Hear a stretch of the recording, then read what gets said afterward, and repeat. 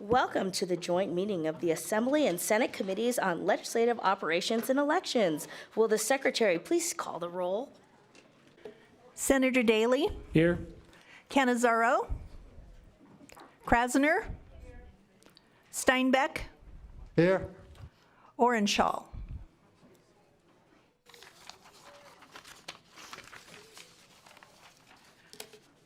Assemblymember Cole. Dickman. Edgeworth. Gonzalez. Hibbets. Hodegi. Miller. Monroe Marino. Moore. Nadeem. Mosca. Chair Mosca. And I am here. Thank you so much. If you can please mark Senator Orenshaw as well as Assemblymember Hadegi absent excuse and Senator Cannizzaro present as she arrives. Thank you. Well, welcome to everyone for our second joint meeting of the Assembly and Senate Committees on Legislative Operations and Elections.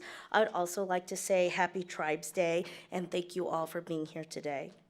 We are glad to welcome our Senate members here today. We know that our committees luckily meet within 30 minutes of each other, so because of these presentations today, we are taking advantage of efficiency and meeting together. And I thank Vice Chair Daly for joining us here today as the Vice Chair. And before I go any further, I would like to note from our last meeting that there was some follow-up information that was posted from February 6th online and available to members. So any of the members of the public, some of the questions we had, the Secretary of State has included some follow-up information now online. And before I begin, I'd like to make several housekeeping announcements. Please silence your electronic devices. If you wish to testify, please sign in at the table by the door and provide a business card to the committee secretary. When testifying, please turn on the microphone and clearly state your name and affiliation, if any, for the record. Then turn off the microphone each time you're done speaking. There are hard copies of the materials available for members of the public. Members of the public may also access electronic copies of the materials on the Nevada Legislature's website. Public comment will be taken at the end of the meeting. Each person will be limited to 2 minutes, and I thank you in advance that I will be keeping time and keeping us going. In addition, written testimony may be submitted to the committee up to 24 hours after the meeting. We expect courtesy and respect in our interactions during the meeting, even if we may not agree with one another's positions. And finally, committee members may or will be using their laptops to view handouts and other documents, and so please don't take this as a sign of disrespect or inattention. And with that, we are excited to get started. The first item on our agenda is an overview of the activities and operations of the Nevada Commission on Ethics. We are very fortunate to be joined by Ross Armstrong, the Executive Director of the Nevada Commission on Ethics. So, Mr. Armstrong, thank you for being here today, and please begin when you are ready.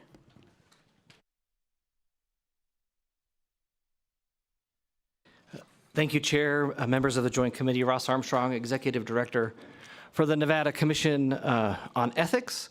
For the record, it's ROSSARMSTRONG. We're going to provide an informational overview today for educational purposes. So I'm going to talk about the law, but none of it should be construed as legal advice.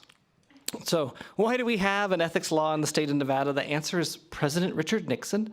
When he had the Watergate scandal, states across the country said maybe we should put some rules in the books relating to government ethics and not have people use their government position for private gain. And so Nevada followed that lead. In 1975, we adopted our first ethics commission. So we've hit our 50 years of having an ethics law in the state of Nevada.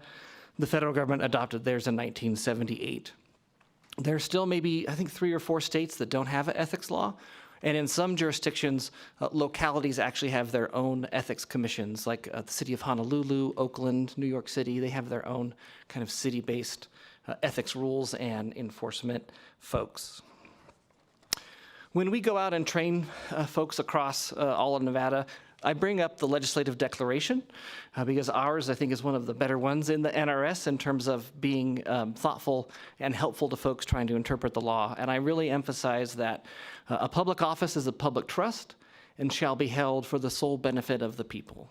So for the sole benefit of the people, not for the sole benefit of people in government or friends of people in government, but for the people. So as we go around and train about all the ethics rules, I say, look, we're going to go over lots of technical stuff, but if you just remember that your public office is for the sole benefit of the people, you're going to be able to comply with the ethics law just fine. The Commission's mission really focuses on enhancing the public's faith in government, faith and confidence in government. So each time we consider an action or an approach we're going to take, we keep that in mind about, is this going to enhance the public's faith and confidence in government? And really the core of the ethics law is about avoiding conflicts between private interests and public duties. We know that we have folks who step up and serve as public servants. They don't have to leave their private lives behind because they do that. I tell folks, you don't lose your humanity just because you've chosen public service, and the ethics law understands that. It's just when those private interests might come into collision with your public duties, you've got to be careful under the ethics law. Where is the ethics law? It's in NRS Chapter 281A. We have regulations. Those regulations are primarily just a procedural manual for the Commission. We have a spectrum of duties, and there's three main duties that the Ethics Commission does. The first thing we do is we do education and outreach about Nevada's ethics law. So virtual training, online training, in-person training, and then outreach are things that we do. Is an important mission of the Ethics Commission. We've really focused on expanding the ability to have training in the last couple of years. The next thing we do is every public officer or employee can ask the Ethics Commission for an opinion. If they're facing an ethical question about their public duties, they can ask us for a confidential opinion, and we have a process where we work with them to get all the facts that are necessary, and then the Commission considers what advice to give them, and we provide them a roadmap to make sure they are able to comply. So if you think about maybe a rural county commissioner who owns a business in town and he knows that he's going to have to make decisions on a regular basis, how does he make appropriate disclosures? Sometimes may have to abstain.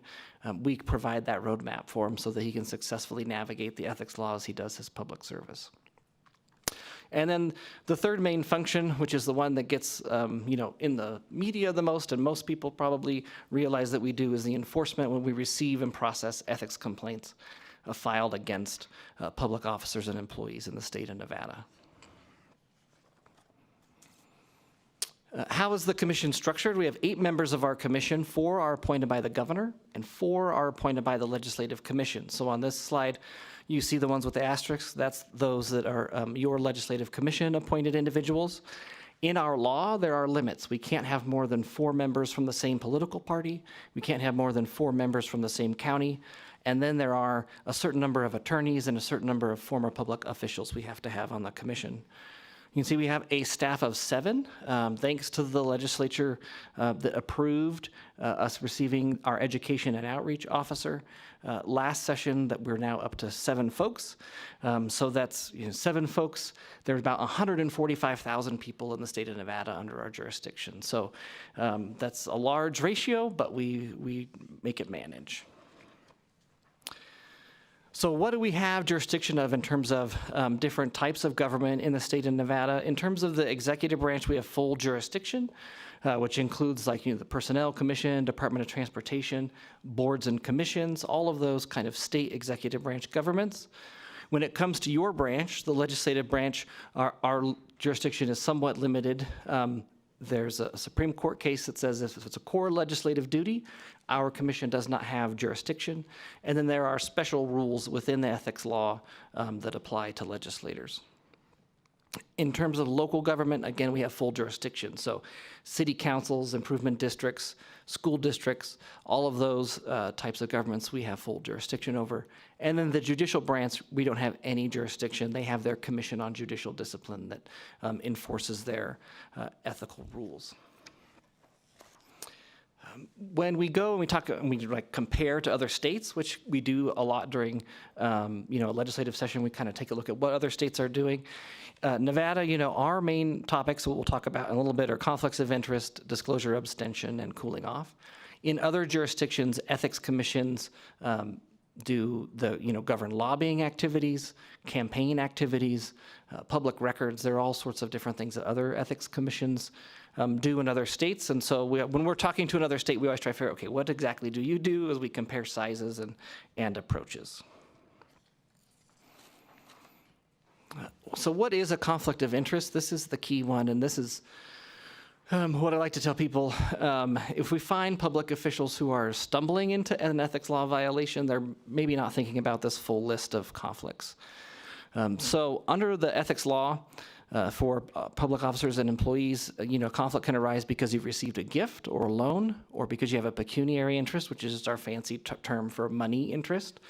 And then we have what I like to call your magical list of relationships, or the law calls a commitment in a private capacity. And so those relationships include a spouse or a domestic partner, someone of your household, someone within the third degree of consanguinity or affinity. So if you're familiar with a consanguinity chart, you're probably having terrible flashbacks to law school.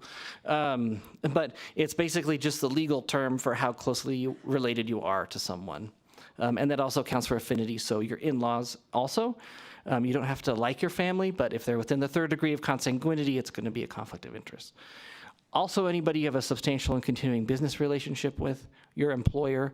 And then just for fun, there's a category we have in the law called substantially similar, which says if it looks like those other relationships, it can also count as a conflict of interest. Usually when I train, that's when people get angry, because they're like, you're supposed to tell us the rules, and you're telling us there's like this mystery category. But I'll give you some examples. We recently found that an ex-spouse, like they were technically legally not married, but they were still pretty much acting as though they were a married couple. We found that relationship was substantially similar and created a conflict of interest. We found that if you serve on a nonprofit board, that's substantially similar to a business relationship.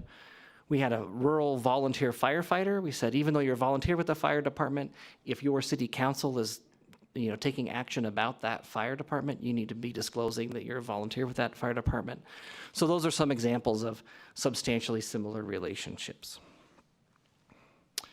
Under your legislative rules, Assembly Rule 29 and Senate Rule 23, you have identified these following topics or these items that can create a conflict of interest, and you should think about a gift or a loan, a private economic interest, so a little bit different terminology, and then the member of your household and somebody within the first degree of consanguinity or affinity, which would include a spouse or a domestic partner. So as you go about complying with your Assembly Rule 29 and 23, this is the list of conflicts you want to be thinking about. I hinted earlier that we have basically three major topics under the ethics law: improper benefits, disclosure, abstention, and cooling off. So what do those look like on a day-to-day basis? Under improper benefits, those are things like self-dealing contracts. Like if you're in a government and you have a private business and you're negotiating both sides of that contract, that's not permitted under the law. If you're using government equipment to benefit a personal, a political campaign or a private business. For those of you who may remember, like the Kathy Augustine case long ago, right? That started as an ethics case because it was the use of government equipment for a private campaign. If you're giving preference to close family members, like if you have somebody maybe who works in a benefits office and they move somebody up a waiting list improperly, that can be an ethics violation. Or directing subordinates to benefit your own personal interest rather than doing the work of the people can be an ethics violation. Under this category of the ethics law, the basic formula is if you use your government position to create a benefit and that benefit is for yourself or someone on that magical list of relationships, that's going to fall under one of the rules in improper benefits. The next topic is disclosure and abstention. This is really about, put them in the same topic, but they're two different things. I think a lot of people get freaked out because they think if I disclose, then I have to abstain. Under the ethics law out there, it's two different. You do an analysis for each one. And disclosure is really about transparency. It says, yes, I have these private interests. They are coming into collision with my job, and I'm letting everybody know that. Abstention is when the public official sits out a vote or an action. So some examples, like maybe, let's say you own a business and you're a city council member, and let's say that she owns a coffee shop and you're raising business fees. You would say, I own a coffee shop. I'm going to have to pay this business fee. It affects my business, but everybody is paying the same increase in the business fee so I can participate, because the ethics law has a built-in presumption of participation if your benefit or detriment isn't different than anybody else in the group. Right. So that's what we talk about when there's a presumption of participation. So you can see some examples there. It applies not only to folks who sit on boards and commissions and are voting on matters, but also to public employees in their day-to-day work. So for example, if you had a health inspector and they get their list of assignments and their daughter's restaurant is on that list of assignments, the ethics law requires them to notify their supervisor so they can figure out which action to take. And the last topic under the ethics law is cooling off. This is when individuals are preparing to depart public service. And it comes down to there are certain people you can't work for, and there are certain people you can't, no matter who you work for, there's certain things you can't do. And under the ethics law, you can't go work for somebody who is a vendor of your agency. Under certain conditions, the contract has to be a certain amount. The contract has to be awarded within a certain amount of time. And also, if you're a state agency, this only applies to state agencies. If you're a regulator, you can't go work for that regulated industry. You can, under the advisory opinion process, ask for relief from those requirements, and that sometimes is granted. The activity that you can't do, no matter who you go work for, is you can't get paid by a private person to go like lobby on an issue that you worked on while you were there. And in Nevada, the cooling off period is 1 year. So after that 1 year cooling off period, you can do whatever you want. You can work for whoever you want. But if you do within that 1 year, there may be some issues under the ethics law. I'll touch a little bit. I said that we are working on really enhancing our education and outreach as we want to help prevent ethics issues. And so our strategy includes leveraging social media. I will tell you, LinkedIn has been a surprisingly good growth for us.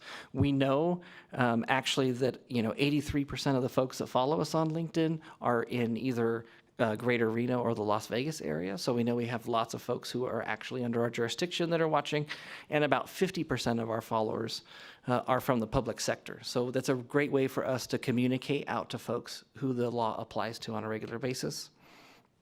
We also now have topic-specific YouTube videos, so if a public official needs like a quick 5-minute refresher on something, it's easier than watching a whole hour-long video. We requested the position, and it was given in the 2023 session, which has been amazing. I can just tell you, because before, as the executive director, I was responsible for all the education tasks, and it's incredible to see how much more we've been able to do, including an update to our manual. We have more dynamic content and just coordination with the local governments that are asking for help and training. And we have an online learning management system, which we call Nevada Ethics Online, which first launched, and we've had over 753 people use that to complete ethics training and learn more about the law. You can see that for the folks that we trained in fiscal year 2024, it was over 1,100, which for us is like, okay, that's a good number. When you think we've got 145,000 public officials under our jurisdiction, that's a small number in terms of how many folks we're actually reaching.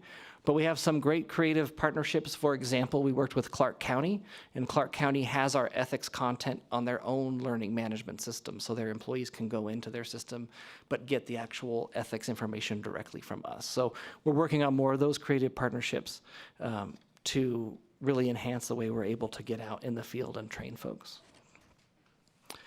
Some data on incoming cases. You can see we had kind of a dip during COVID, and then pretty regular growth since then, especially in our complaint cases. We always see more complaints than advisory opinion requests. It would be great at some day to have those about equal, right? If we have more people asking questions before they get in trouble than folks saying that folks are not following the law. So our advisory opinion process is pretty straightforward. The public official submits a request. Our commission counsel confirms those facts. The commission issues a decision, and then they present that decision to the public official. I told you it's confidential. They can waive confidentiality. In that case, then it gets published as is in our opinions database. In some cases, if there's really interesting law or decisions that we think can help other folks, we'll create an abstract opinion that just says public officer. It doesn't say what agency, but it says, hey, if you're facing this similar situation, this is the course of action you should take. We had a change of practice in this last year. On that abstract publishing item, we used to publish an abstract in every case, but our case management system was getting flooded with cases that just said the same thing over and over and over again, and so it was hard for the public to find an opinion that mattered. So we've reduced that and said we're only going to do abstract opinions if there's something that's very helpful or new to the folks who need to see it.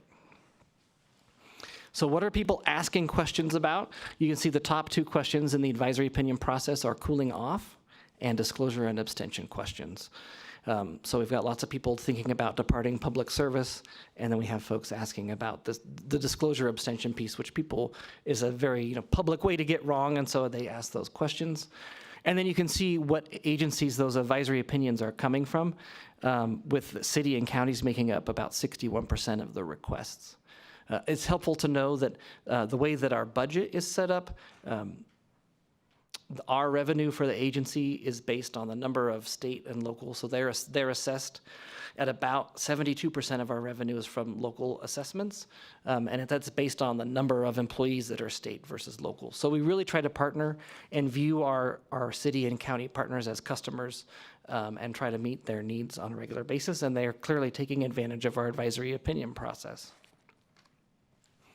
When it comes to complaints, which can be the scary part for some folks, our process is a little bit different. The complaint is received. Then we make a determination about whether we have jurisdiction, and you'll see on a case coming up, we get a lot of complaints where we don't have jurisdiction. It then goes to a 3-member panel. That member panel decides if the case should be dismissed, if the case should go forward, or if we should do what we call deferral agreements, like kind of ethics probation. And if it goes forward, then there's an adjudicatory hearing. So again, there's 3 members of the commission serve on the panel. The 5 remaining commissioners make the final decision. And complaints are confidential until the review panel issues its determination. So where do we get complaints? You can see 56% of our 135 complaints in last fiscal year were from county jurisdictions. We received 1% of our complaints were from members of the legislative branch. 3% with the judiciary. You heard we have no jurisdiction over the judiciary. We still get folks filing complaints. They're unhappy with how their case is. They're not getting responses, those types of things. They get dismissed. We explain to them, like, hey, it's not us. You can go over here. That other category, think about like multi-jurisdiction, like health districts or convention visitors authority that might have multiple governments kind of together, or Nevada System of Higher Education. Those are the types of entities you would see in other. The next visualization I like a bunch because it kind of shows you about what happens in the life of a case. So you can see of those 135 complaints, we accepted jurisdiction of 50 of them. And of those 50, there was sufficient evidence with the complaint to investigate the matter and go forward. What happens at the end of the case? What are the penalties the Ethics Commission can issue? I talked a little bit how we have a tool called deferral agreements where if the public official complies, gets trained, maybe they go back to their agency and change policies, it'll result in a dismissal, right? So that would be a finding of a non-violation. We also have letters of caution or instruction, which are essentially warning letters that say, hey, look, either you may have crossed the line, but it's just a little bit, so kind of shape up and don't do this again, or you didn't violate the law, but you got maybe sort of close, and here's some educational information to help you out. Under our statute, a violation can either be willful or non-willful, which really focuses on the seriousness of the violation. Under a non-willful, we can mandate ethics training, apologies, we do admonishments, which is like formal governmental finger wagging is what I call it. If you made money on your ethics violation, we can charge you the amount of that money and double it as part of the financial penalty. And we can also put conditions on future behavior. If it's a willful violation, we can do anything below, but we can also assess just flat civil penalties up to $5,000, $10,000, and $25,000 for a first, second, and third offense. And in certain circumstances, at that third willful offense, the law requires us to petition to have that public officer removed from office. Finally, just some legislative history as we've hit our 50th year. As I said, 1975, we adopted our first ethics law. It was promptly ruled unconstitutional as vague by the Supreme Court. And so the legislature came back in 1977 and fixed it. At that time, it established two ethics commissions, one for the executive branch and one for the legislative branch. In 1985, they determined that having those two separate commissions was not effective, and so they merged them into one, which is now the Nevada Commission on Ethics. In the early 2000s, you saw kind of this arc towards more enforcement. We really started out as a kind of an advisory, like here's what we think, but there's no way to enforce the law. So in the early 2000s, you saw different enforcement mechanisms added. We had some clarity on disclosure abstention. And then really 2017, that we had the last major adjustments to the ethics law. And that's when we started actually having things called complaints. Before they were just requests for opinion. And so as we look towards this legislative session, the commission has not proposed legislation. There are two bills out there that are interesting. There's Assembly Joint Resolution 3, which places disclosure and abstention requirements into the state constitution for the legislative members. And then there's Senate Joint Resolution 5, which would establish a political practices enforcement commission, which I assume would mean the Nevada Ethics Commission would go away. It appears to cover more items like lobbyists and campaign finance and those types of things, sort of a California model in an expanded role. So we're taking a look at both of those. We'll chat with the sponsors before they hit your respective committees for a hearing. But other than that, I'm available for questions. We have an X account. We have a LinkedIn account. Again, LinkedIn has proven really successful in allowing us to connect with different members of public agencies. And then we have some resources there for folks that they can access. So I'm happy to answer any questions that you may have at this time.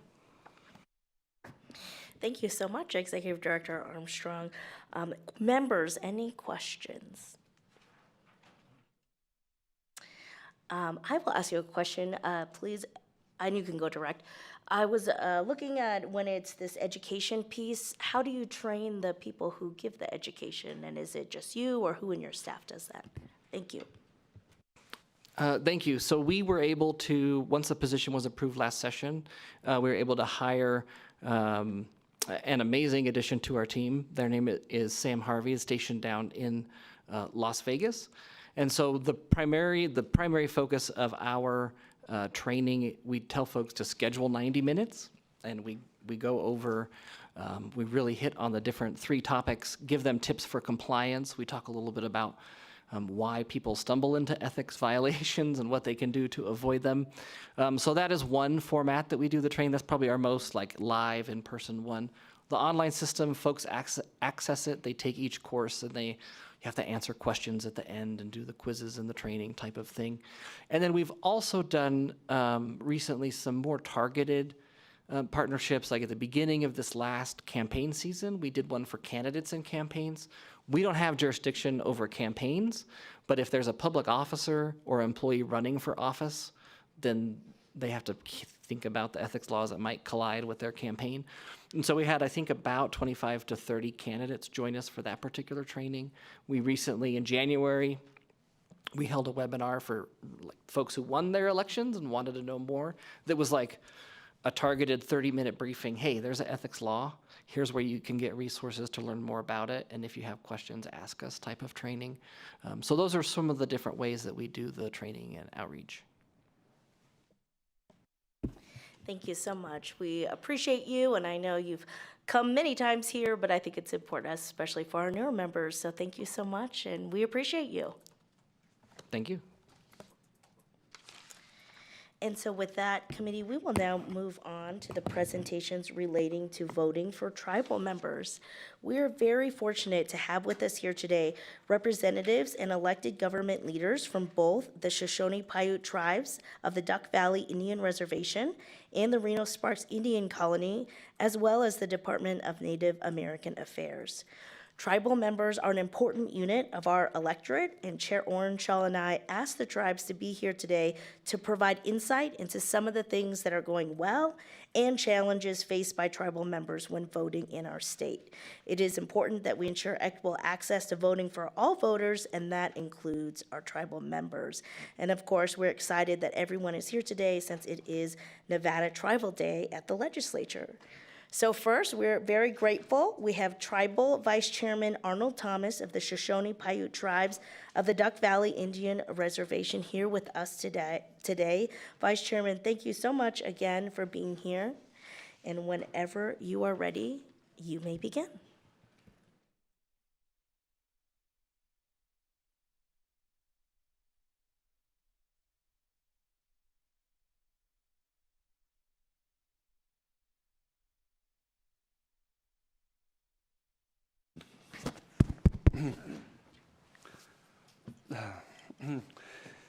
Good afternoon, Chair and fellow politicians.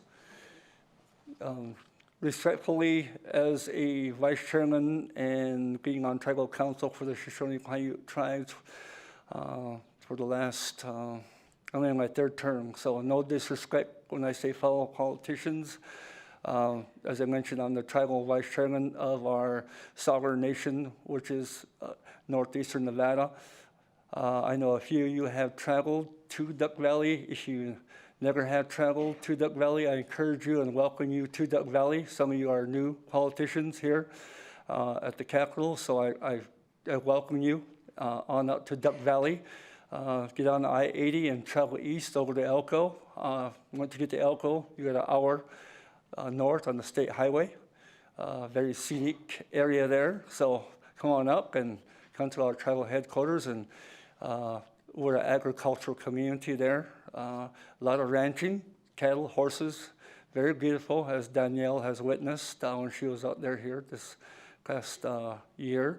And all voting is local, that's here. Jennifer Willett and some of her team from Vegas were up in Duck Valley during the last year. So again, I extend that invitation for you folks because we are voters within the state of Nevada. So again, thank you for the opportunity, Vice Chairman. I was accounting some years ago when I had eyesight. I competed here at Carson High School when I was in elementary school in the hoop shoot contest. So it was quite an event, and placed second in the state. And then some years later, being an all-state football player, basketball player in high school, played at high school here, and unfortunately, we made it to the semifinals and was able to tear it up and score about 25 points in that game where we lost by 1. So, but I have some fond memories here of Carson because we traveled here from Duck Valley to Dayton and Lake Tahoe, Yerington, and other areas to play high school football, basketball, run track and field, and other events, rodeo, and so on and so forth. So, but it's awesome to be here. I could say in the true essence of being a native Nevadan, my blood, my essence is Nevada. If you ever travel into the state of Nevada, close your eyes and smell the essence of Nevada. It's beautiful. It's powerful.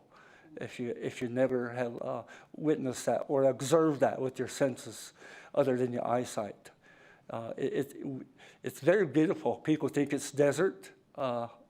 Once you leave Vegas, it's not desert, but the desert has its own uniqueness, and I believe that's why I'm here, because of the uniqueness of the original people of Nevada having the opportunity to vote.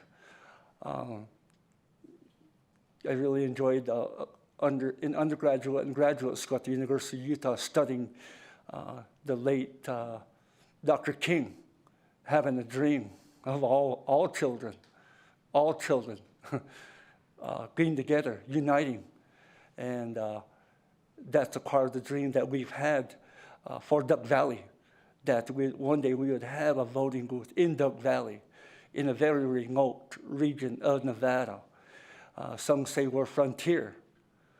I mean, can you imagine that in 2024 being called frontier? But we are still, and that's why I extended the invitation to you folks, you fellow politicians, to come on up to be a part of a pristine, majestical region in the lower 48. So to the voting issue, what works, what's been the positive for us. 4 years ago, we worked to have a voting booth, and we were denied by Elko County. So we sued Elko County with the assistance of 4 Directions out of South Dakota. A lot of work was invested into what it would take to travel from Duck Valley to the local voting booth, which is in Elko, which is an hour and a half, one direction. So one would have to take literally the whole day off from work to travel round trip. And of course, with inflation, the cost of gasoline, food expenses, finding childcare, so on and so forth, and having a reliable car to get to Elko to vote. So the effort that we made was successful. We won the lawsuit. Therefore, having the opportunity to vote in the town of Oahe, which is on the Shoshone-Paiute Reservation. We're unique in that so I hesitate on this part because before there was a state of Idaho and Nevada. All this area is our traditional ancestral territory. So before those states were established, we had our territories throughout the Great Basin. So I say that Idaho borders Duck Valley, and Nevada borders Duck Valley on the south and north of our sovereign nation.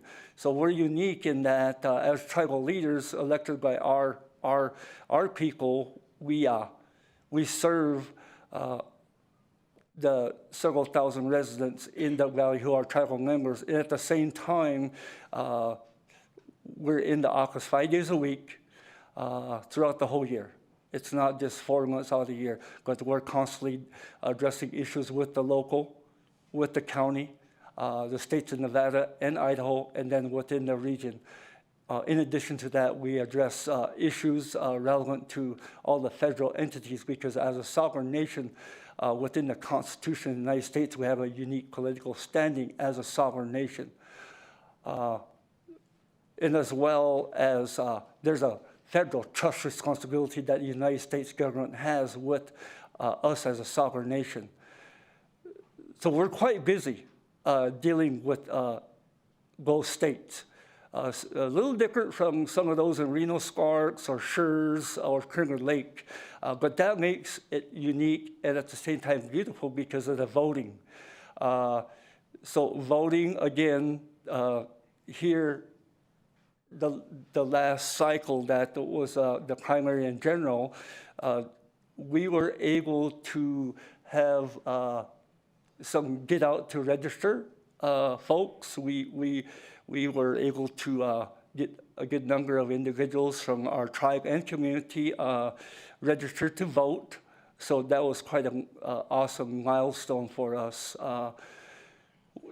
When we actually had our first voting several years ago, some of our senior citizens, our elders, it was their first time voting ever. 70, 80, 90 years old. That was a very historical, awesome time in history for us to witness. And so just want to mention that having the opportunity to vote for a lot of our community members and tribal members was very tear-jerking.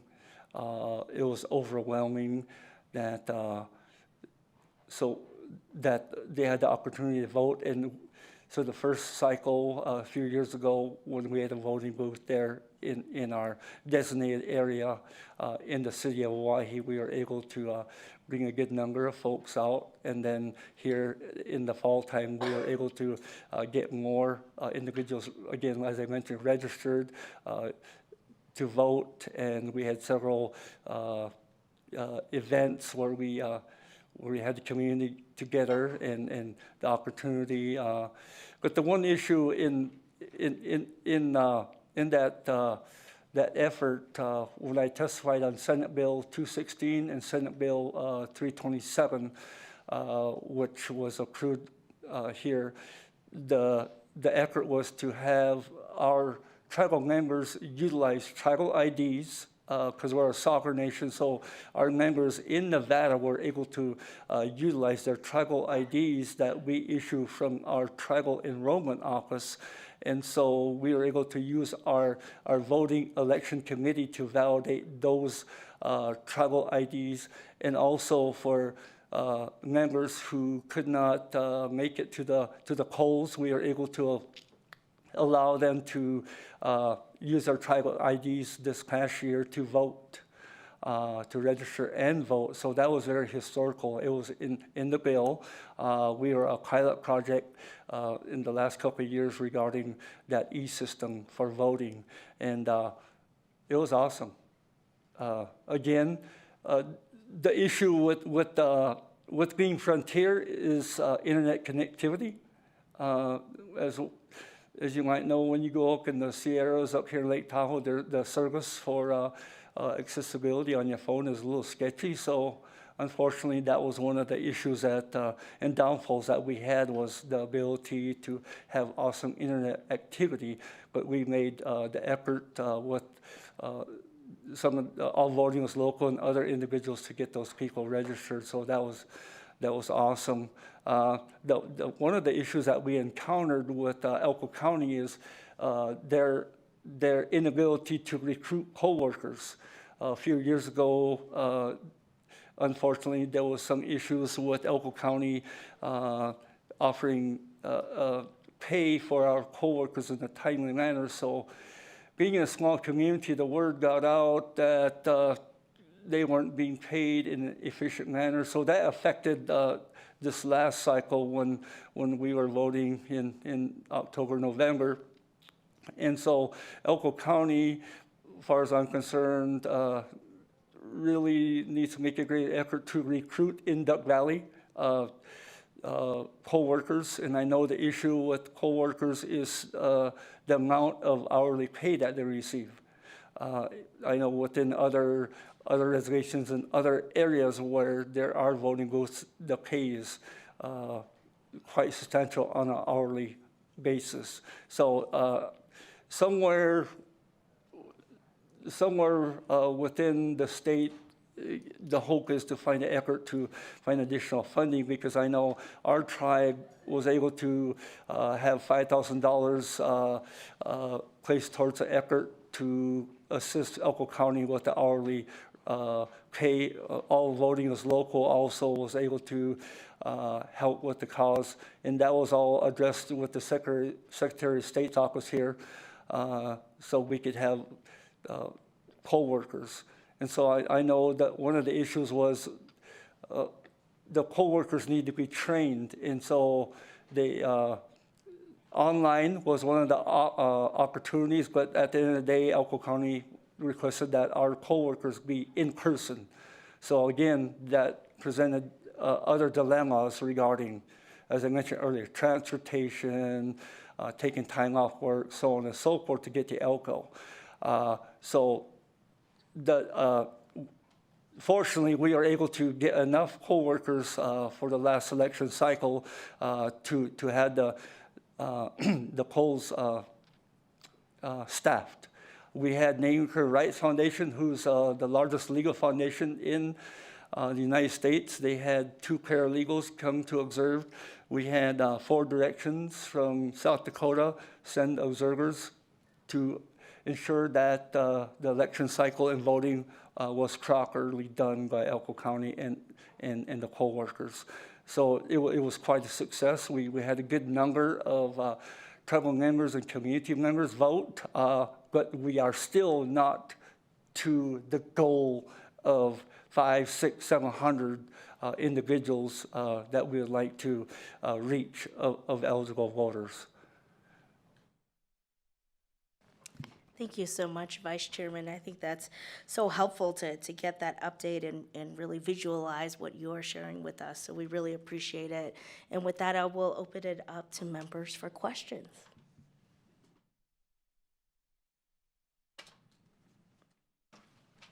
Okay, I think you started us off fittingly, and we're very excited. And thank you again for being here today. Thank you. And next, we will have Bethany Sam, Public Relations and Community Information Officer with the Reno Sparks Indian Colony. Ms. Sam, thank you also for being here today, and please begin when you are ready.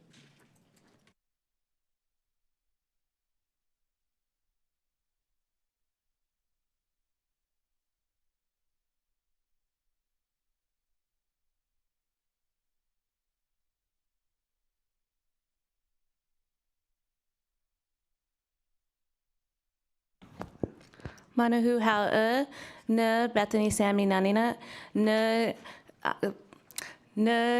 Kutzedeka, ne Washu, ne Dakota, ne Tsupani. Hello, everyone, committee. My name is Bethany Sam. I'm the Public Relations Officer for Reno Sparks Indian Colony. I'm an enrolled member of the Standing Rock Sioux tribe, but I grew up in Colville, California, and basically did all of our shopping and everything in Nevada. So I consider this my home. I'm honored that you asked me to speak today. I'm going to be talking a little bit about Reno Sparks Indian Colony, what our successes have been, challenges, and where we think our future should go. So Reno Sparks Indian Colony, what influences RSIC voter turnout? The Reno Sparks Indian Colony formed a federally recognized government in 1936 under the Indian Reorganization Act, located in Reno and Sparks, Nevada. The Reno Sparks Indian Colony consists of 1,351 members from 3 Great Basin tribes, the Washoe or Washoe, the Numu Paiute, Northern Paiute, and Nui, the Western Shoshone tribes. The RSIC is a vibrant, diverse organization which balances traditional teachings and rich culture with contemporary business methods. Our mission is to offer opportunities for tribal members to improve their lives and enhance tribal values by making community programs, services, and projects available, while educating the general public about our history, culture, and modern lifestyle. The Reno Sparks Indian Colony voter potential, or Nevada's voter potential. Nevada has 91,165 Native American voters, making 3.8% of the voter population in Nevada. And I did get these numbers from U.S. Census, so I know some of the data kind of gets muddled in there, but these are the numbers I found. Also, according to the U.S. Census Bureau, approximately 11,000 Native Americans are living in Washoe County, making 1.31% of the voter population. Out of the 1,351 total Reno Sparks Indian Colony tribal members, there are about 870 eligible tribal member voters, not including the members who are residents. And we have about 2,500 residents. The rest, and out of our residents, some of them are non-tribal and or come from other tribes, so considered urban. And then we do have a large population that live in Reno and Sparks or Washoe County. And so, Reno Sparks Indian Colony is also considering, how to increase the voter turnout urbanly, or in the urban sector of Reno Sparks or Washoe County. Just to give you a little bit of background, in 2016, Pyramid Lake Paiute Tribe and Walker River Paiute filed a lawsuit against Nevada, Washoe County, and Mineral County for failing to provide adequate early voting and election day polling locations on their reservation. Judge Miranda Dew found the lawsuit would succeed under the Voting Rights of 1965 and partially granted the tribe's request for polling locations. By 2018, 9 additional tribes asked for polling sites on tribal land. In 2024, or our last elections, 18 Nevada tribes had early voting and election day polling locations. So I'm really glad that to see that many more Nevada tribes are wanting polling locations for themselves. On Election Day in 2018, for the first time in Reno Sparks Indian Colony's tribal history, all registered voters, tribal and non-tribal within Washoe County, were able to cast their ballots during the midterm general elections at the colony's polling location located at the Hungry Valley Gymnasium, which to us is considered rural. It's about 20 miles away from Reno and Sparks, and we have about 15,200 acres out there. It looks like desert, but we have wild horses and deer, antelope, and those things coming through. So even though we're very close to the city, we're also very urban. This particular polling location in Hungry Valley was ran by colony tribal members and was very successful from what I've heard. In 2020, the colony authorized Washoe County Register of Voters to use Smoke Shop 6 and the Reno and Hungry Valley Gymnasiums for polling locations during the presidential elections. The presidential elections were held in the midst of the coronavirus pandemic, and during the pandemic, much of the colony's public facilities were closed for public use. However, our tribal council was behind the mobilization efforts and was able to allow us to open during that time. 2020, all of the leaders behind the Native Vote mobilization said it was the largest Native voter turnout in Nevada's history. In 2022 and 2024, polling locations at Reno Sparks Indian Colony have been considered a success. The last two election cycles, Reno Sparks Indian Colony's polling location numbers and tribal voter turnout has increased significantly. The Tribal Ease program was implemented in 2024 election cycle, which also allowed even more tribal members to vote, especially in our rural community. Successes and influences. RSAC tribal members have easier access to polling locations at both Hungry Valley and Reno Colony. We had early vote polling locations. Well, I should back up. We had primaries. We had primaries at both of those locations. We had early voting. We had ballot drop-off locations at our tribal businesses or smoke shops. And we had election day polling locations as well. So we've offered every single opportunity that we could. And of course, we always allowed the general public to come and use our facilities to cast their votes. Voter numbers definitely have increased year after year. Unfortunately, I was unable to get the 2022 numbers, but I know from working the 2022 to 2024, we had a huge line, especially at our Reno Gymnasium. We had 772 people vote at the Reno Colony Gym. Mostly were tribal member votes. We had 81 first-time voters. And I know when we walked in there at 6:45 to just make sure everything was going smoothly, we had a line out the door. And the poll workers were on the dot as far as making sure that they stopped voting right at 7 o'clock. And unfortunately, we had to turn away a few voters during that time. So for Reno Sparks Indian Colony, that was historic to have a gym. It was like a snake line going through, and so I think everyone was really excited to see that, and we did see a lot of tribal members in that line as well. At Hungry Valley, we can definitely use some improvement. I think it's just because of the location, GPS and things like that that we need to work on our end to ensure that when people are typing in the address, that's taking them to the correct location. We had 178 people vote at the Hungry Valley Gym with 11 first-time voters. RSIC and non-tribal voters have increased at our polling locations from marketing efforts of Reno Sparks Indian Colony, the Secretary of State's office, Washoe County, other Native vote organizations, and our media outlets. Reno Sparks Indian Colony promotes using our monthly newsletter, the Camp News. We also created a special edition specifically for voting, talking about voting rights, what to expect, how to register to vote with all the with everyone's pamphlets about how to vote using the Tribal Ease program. So we really tried to get out as much information as we could.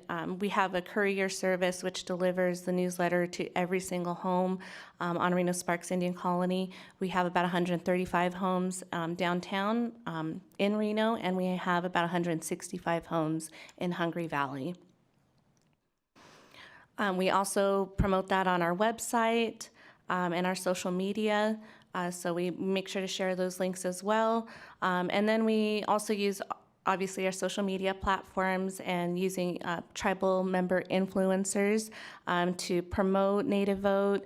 You know, our tribal council, chairman, anybody we can get to talk to the community, doing Facebook Lives or providing Zooms or community events. We definitely want to get those influencers in front of our people so they can talk to them about the importance of voting.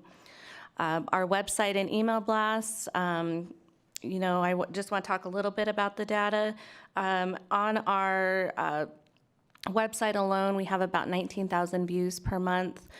We have about 5,300 users on that, and we have it's about 4,300 that are new users every month. So we're only retaining about 1,000 people who are coming back to our website. And we also know that, you know, we have some work to do with our tribal members to use the website more often. And I think we'll talk about that in the challenges here in a minute. We also used shared media with other organizations such as the Intertribal Council of Nevada, Department of Native American Affairs, Native Organizers Alliance, a Native American Rights Fund, Four Directions, who are all doing nonpartisan work to make sure that we get as many as our tribal members to register to vote. We also do press releases and presentations. That's where our media outlets come in very handy for us. And then we do grassroots community events to include voter registration, obviously. We had Secretary of State's office come to an Indigenous Peoples Day event where we had a presentation on the Tribal Ease program. That was one of our requests when I came here back in February, I believe, was to have some more education on the Tribal Ease. And I feel with the Tribal Liaison Calhoun and Secretary of State Aguilar showing up, they were able to really inform our community on what Tribal Ease program is, how to do it, and really how easy it is for our tribal members. So I really appreciate that as well. Obviously, the Tribal Ease program was able to alleviate some of our challenges, which is the geographic isolation, lack of reliable transportation, poor access to distant polling and registration locations. I also, like I stated before, our tribal liaison at the Secretary of State's office helped increase the education and awareness of tribal polling locations, Tribal Ease program, and our tribal voting rights. Some of our challenges, I've already talked about the geographic location and reliable transportation. Some others are the non-traditional mailing addresses, overcrowded housing, homelessness, and housing instability, lack of residential mail delivery and limited access to post offices, lack of access to affordable and reliable broadband service. And like I stated before, you know, our stats, we hear that a lot in our communities, just because it's still new for our tribes to have Wi-Fi or broadband services on tribal lands, and so we need to teach, especially our elders, how to use the internet services that are available to them. And so we're on our end as a public relations professional, I'm trying to help ease that and encourage our tribal members to use media, use their, you know, everyone's on their phones, so just trying to remind them to go to Reno Sparks Indian Colony or find the websites that are relevant to the information that they need. We have native language transition needs, including non-written during the voting process, strong socioeconomic challenges such as poverty and unemployment, a historic and ongoing mistrust of the state and local governments. Obviously this last year we celebrated 100 years of being citizens, so that definitely plays a major part into challenges and in the education. Voter intimidation and tribal ID cards. As stated previously, we're very thankful of Secretary of State's office for collecting all of the Nevada tribal IDs. However, there's still urban natives who are living within the state that have different tribal IDs, and I think it's just more of education to the poll workers, understanding that no matter what type of tribal ID is being shown, that it should be accepted. We also have the strong need for more tribal election workers, election worker safety, and most importantly, education on tribal government to government relationships and how the legislative decision-making affects tribal communities. I'm trying to, as a public relations professional, I'm trying to provide the information that they need because it is still new. In my last statement, I didn't vote until 2016. My grandfather is a Korean War veteran, and they always stressed to us the importance of voting, but we never really understood it. And that's something that's not taught to us at a young age. So we definitely need more education even to our non-tribal or general public about how those relationships work and the trust responsibilities. So in conclusion, the ultimate goal for Reno Sparks Indian Colony during all elections is to increase civic engagement by tribal members on reservation and off reservation. I'm sure everyone knows what civic engagement is, so I don't need to read that. Also, tribal members participate daily in the U.S. economy by paying taxes on and off the reservation. We've earned the right to vote on future political decisions.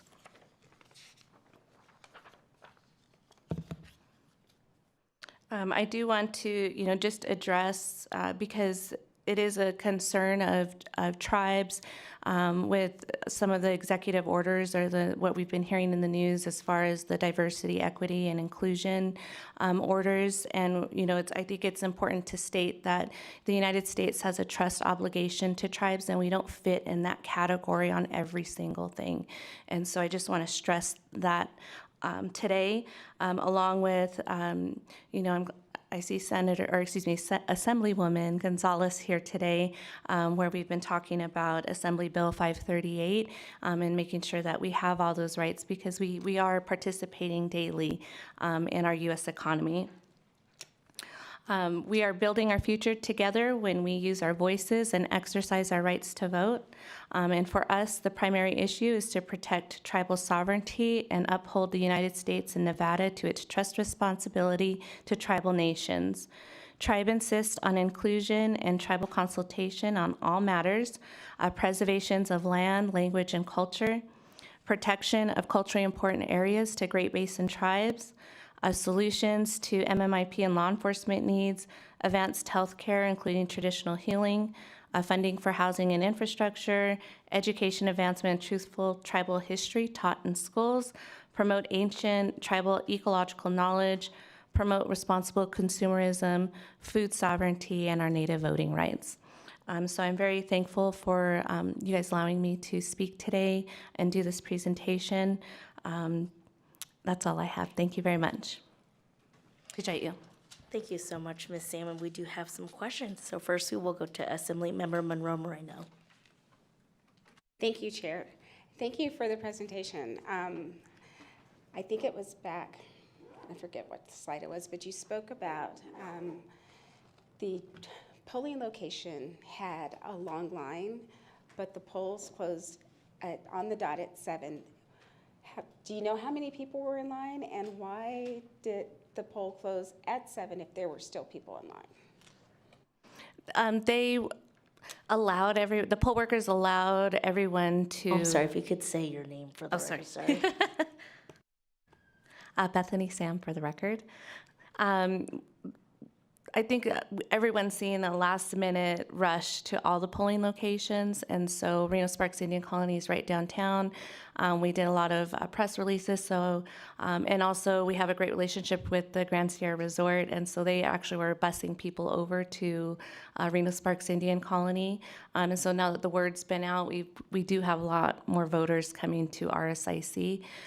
They allowed everyone who was in line at 7 o'clock to vote, and they went overtime, but they did cut it off at the end of the line when it turned 7 o'clock exactly. Perfect. Thank you so much for that explanation. I wanted to make sure of that. Thank you, Madam Chair. Thank you. Thank you, Assemblymember, for that great question. Next, we will go to Assemblymember Hibbets.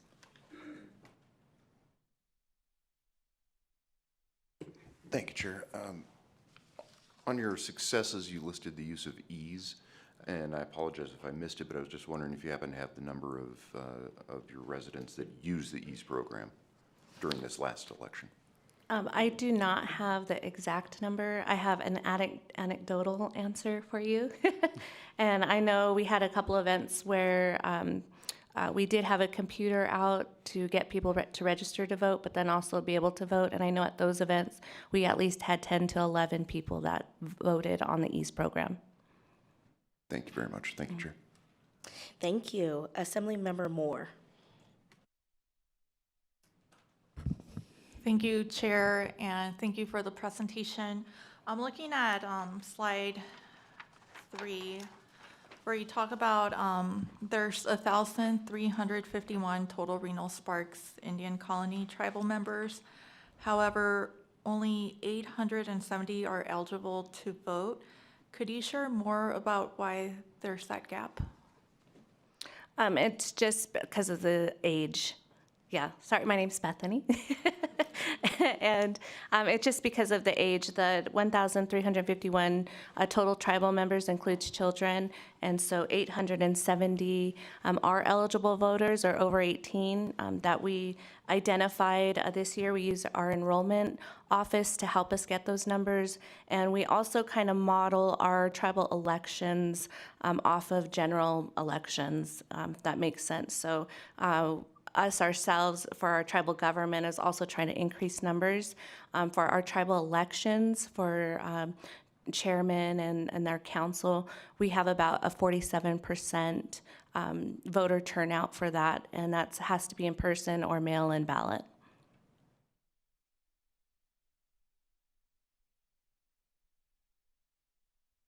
Thank you, Chair, for the follow-up. On the last slide, under conclusions, you mentioned MMIP. I think I know what it stands for, but can you, for clarification, what does MMIP stand for? Bethany Sam, for the record, it stands for Missing and Murdered Indigenous People.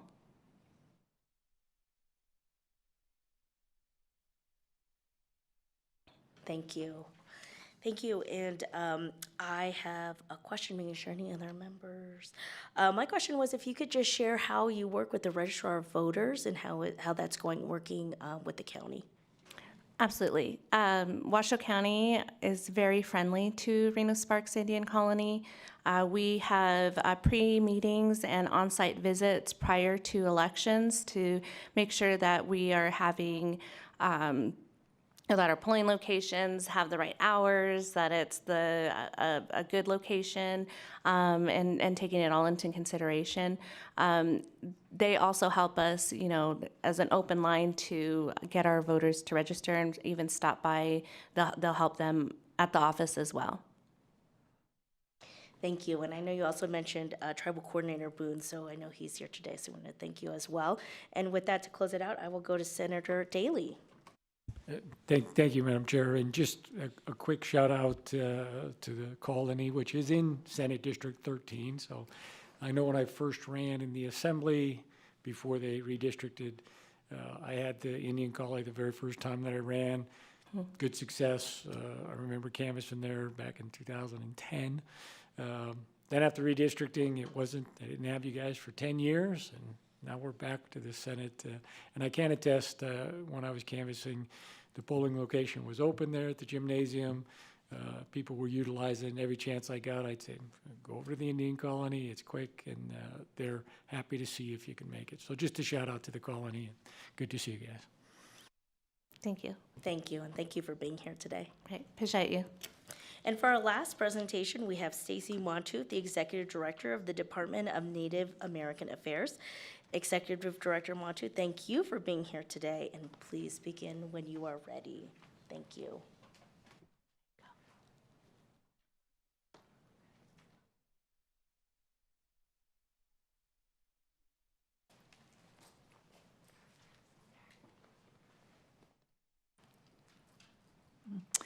Good afternoon, Madam Chair.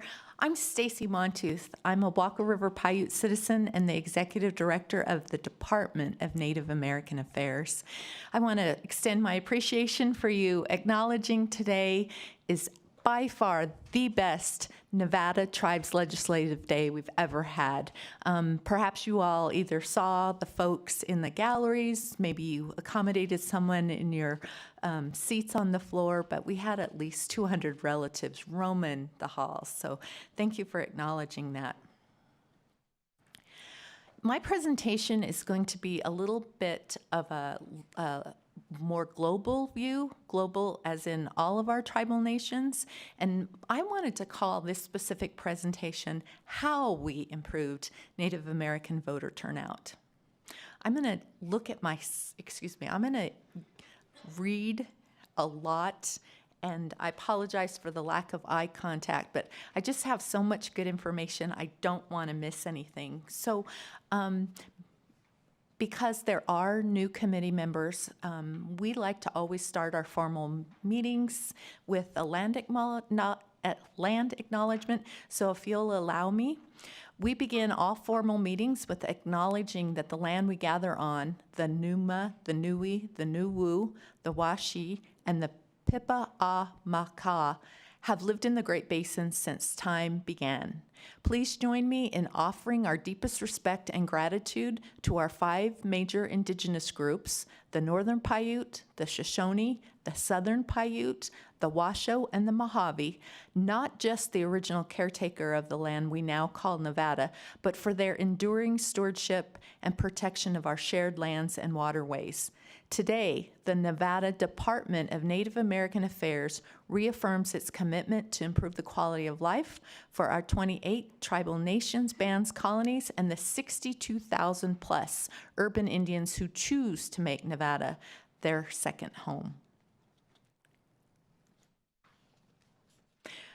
You see my face in this slide. I'm a little bit larger, but I want to ask you all to make certain that you understand that in Indian country, we strive to speak with one voice.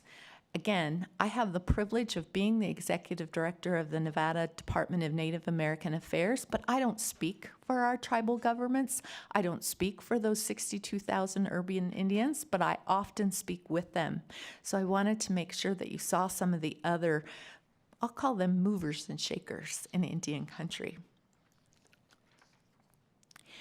You're probably not going to be surprised when I spoke earlier about how we improved voting in Indian country. Pretty simple. Partnerships. So I know as elected officials, you know the importance of collaboration, cooperation, and I just wanted to include some of the logos, some of the word marks of the nonprofits, the specific tribal governments, and of course, the Secretary of State's office, who have been so instrumental in helping us improve our voting turnouts. Let me reiterate, the mission of my agency is to improve the quality of life for our 28 nations and our urban Indians. Certainly, civic engagement improves the quality of life. Our tribal elders, our tribal professionals, our elected officials, we believe that engaged citizens make better informed citizens. Our National Indian Education Committee, they tell us that our Native learners who are grounded in their culture often not only do better in school, but they do become more engaged civically. The purpose of the Nevada Department of Native American Affairs is actually to study any matters that are social or economic, anything that impacts the quality of life of our tribal citizens, and this is all in statute, NRS 233A. So specifically about civic engagement, let's start on the more negative side. We have historic issues. I probably don't have to explain to anybody that's sitting on the dais today. The big picture is we lack registered voters. Both of my colleagues who spoke earlier mentioned some raw data. So we have many eligible voters who aren't registered. We also often have minimal voting turnout. Bethany mentioned 40%. The other really difficult aspect of our civic engagement is reliable data. And I'll get into that a little bit. I want to bring your attention specifically to this slide. This slide was taken 2 federal elections ago. You can see one of our tribal elders is handing her completed ballot to 2 of our tribal representatives from the Yamba Nation. Yamba is, their county seat is Austin. Their tribal leaders and their community found that it was easier to send people out on horseback to collect the completed ballots that could be taken to the county seat, as opposed to driving throughout the dirt roads on the reservations. But we've come a long way. We still have hurdles. Geography, the isolation. I want to ask you all to keep in mind that that was intentional. When the federal government created reservations, they intended to put our relatives in isolated rural areas. So it's very intentional that we're in distant areas, which means we have a long way to go to the polls. We have a long way to register. Lack of transportation, that's probably something you hear about all the time in not just rural Nevada, but as Vice Chair Thomas mentioned, frontier. That's an actual classification that the National Congress of American Indians use to identify the most isolated tribal nations, and we have several in the state of Nevada. Often we have non-traditional mailing addresses, cluster mailboxes, P.O. boxes, and until recently, that was a problem. We also have limited access to post office. My amazing grandmother lived most of her adult life in Walker River on the Schurz Reservation. You know, the post office is the community hub, but it's open 9 to 5, Monday through Friday.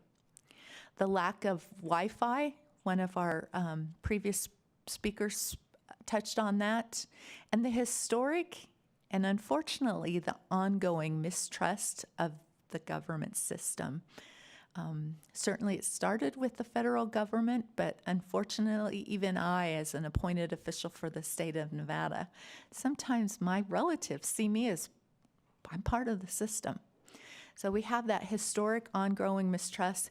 And finally, one of our last hurdles that I wanted to touch on is native language translation needs.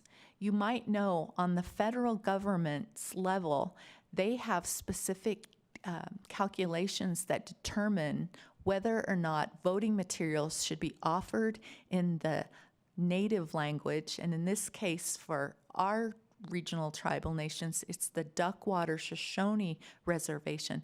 Their primary, the large majority of their population, their first language is Shoshone. It's not a written language. And so having someone at the polls who can translate is really, really critical. In fact, having folks help promote all the information about elections is really, really critical. So here's the good news. Here's the solutions. So again, my colleague Bethany Sam mentioned the Indian Citizenship Act. This last presidential election marked 100 years that our relatives who have been here since time started.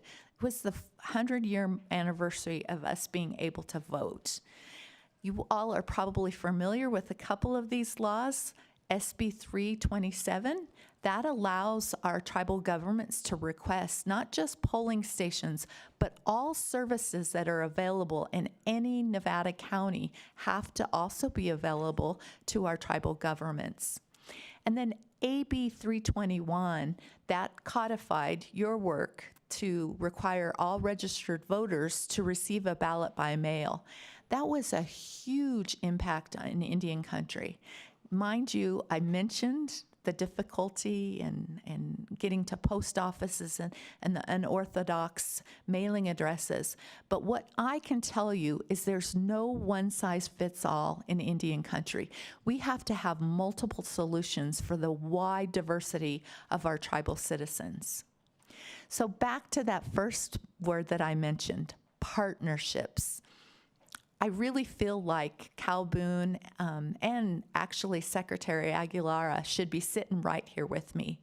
We partnered with the Office of the Secretary of State. We partnered with our tribal nations. We partnered with many nonprofit organizations. And of course, we partnered with our county clerks. Meeting our mission, the Nevada Department of Native American Affairs was the conduit. We were the liaison to bring these important groups and stakeholders together to discuss, where are we going to have that polling place? Where are we going to put that drop-off box? On this slide, I want to really underscore all the work that was done by the Nevada Secretary of State's office. I don't ever quibble with Bethany. She gets me every time, but I do have the Secretary of State's office representatives behind me. I believe this last election season, we had 20 options for our tribal citizens to vote throughout Indian country. That included 3 new polling stations just to this year alone. I'm an eternal optimist. 2018, just 7 years ago, we had 0, none. And in November, we had 20. In addition, we had 6,173 votes cast, and that's for all of our tribal locations, all of those 20 polling places. Early voting, again, 20 locations, we had 2,142 votes cast. Drop boxes, 211 different of our drop box locations, we had 211 tribal citizens take advantage of those locations. And the ease. You asked about the ease system earlier. Throughout Indian country, we had 61 citizens take advantage of that process. And I probably don't need to explain to you all that that electronic application is what our military members use when they're overseas. So it works in Nevada as well.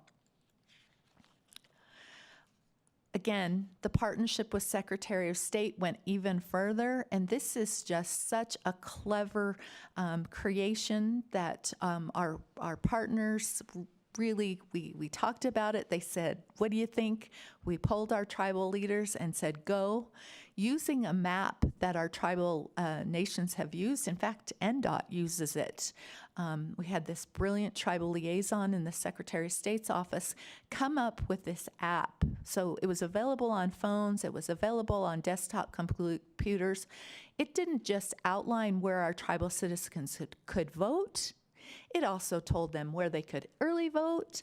It also told them where they could drop off their completed ballots. It told them where they could vote on election day, what the lines look like. It even gave the weather forecast. Honestly, that's critical in Indian country. We talked about the frontier tribes. Most of our tribal nations, you have to take a dirt road to get to their city hall. So knowing if it's going to rain, if there's a windstorm, that is critical. And I would absolutely, unequivocally argue that that really helped increase voter turnout. One more underscoring of milestones. This data, as the previous numbers I provided, all come from the Secretary of State's office. So again, 43,197 self-identified tribal citizens actually participated in November's election. Folks, that was a 36% increase from 2020. 36%.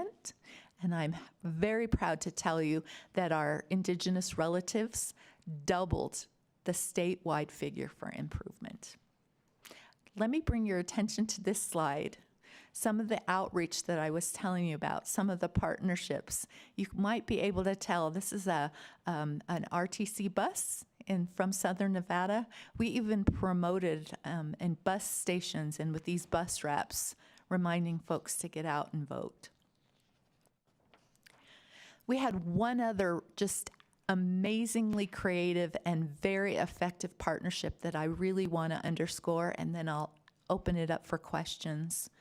This, starting actually in September, working with our tribal governments, we identified what we called Native Organizers Alliance Fellows. So we had 25 people throughout Indian country whose job it was to go through voter service training, who learned from webinars, all kinds of organizing tips, how to approach folks when you want to get them to register to vote, how to be nonpartisan in such a very, let's say, excitable political climate. These fellows also did tabling. Bethany mentioned the community events.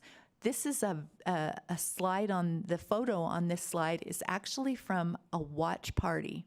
We had not only in-person watch parties on election night, but they were remotely connected. So we had folks at the New Arts Center in the historic district in Las Vegas, connected with my relatives at the Walker River Paiute Nation in Schurz, Nevada. And again, folks could join us from anywhere in the state, actually anywhere on the planet, via the internet. We were able to have these parties thanks to mini grants that were made available not just to my organization, but to all of our tribal governments. Organizations like the National Congress of American Indians, Illuminative. Our NOA Fellows Program, the fiscal aspect was administered by the Intertribal Council of Nevada, another amazing partner. I'm absolutely thrilled to answer any questions you all have. While I still have access to this mouse, I want to make sure that you all see this acknowledgement page, and I specifically did this because I know you all do such an amazing job, the LCB staff does, with our public records. So what questions may I answer? Thank you so much, Executive Director Montu. That's very helpful and I think so great on this special day, so thank you. With that, we'll open it up for questions, and we will start with Assemblymember Monroe Moreno. Thank you, Chair. I don't have a question, but more of a statement. You know, we have a lot of committees in the legislature, and oftentimes people don't think the work that we do in legislative operations and elections is important, but it truly is. And you've heard presentations from Vice Chair Thomas and from Ms. Sam and from Ms. Montouf and the changes that we've made in the state, and it's because of the work of this committee. When you talk about access to the polls and allowing people to have their voices heard, we've been doing that work. And this legislative session, we're going to have an opportunity to even move the needle further. So I ask every member to keep your mind open. And when it comes to our tribes, you're elected as legislators by your constituents in your district, but you represent the entire state. So if you haven't gone out to see the tribes, take a weekend, a few weekends, go out and see the tribes and see the difficulty that it is to get to those voting locations. I had the opportunity to do this this past summer with Assemblywoman Anderson.